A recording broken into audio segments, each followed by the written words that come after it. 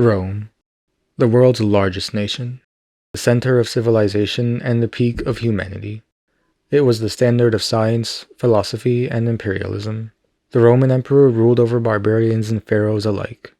And then one day, that emperor was executed.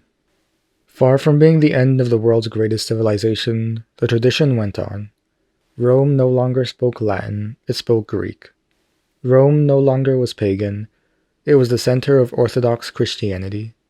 Rome was no longer even the capital, but a foreign city.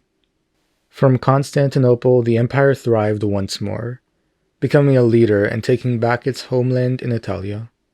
Just as the Roman crown was being put on Justinian's head, and just as he took charge of the millennia-old tradition, a black plague entered his body, and the bodies of the people surrounding him, and the body of the empire to which he was emperor, fragmenting it, before subsiding slowly.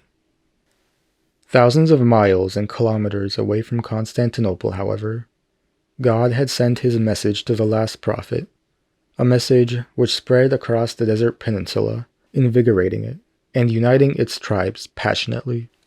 Their armies were aimed right at Rome, whose military was ill-prepared for the theological defeats it would face.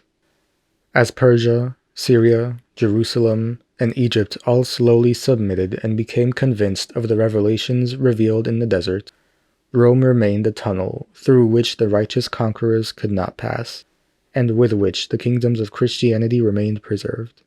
The lands ruled by those who submitted, however, set up a standard of their own, a standard of science, philosophy, and imperialism.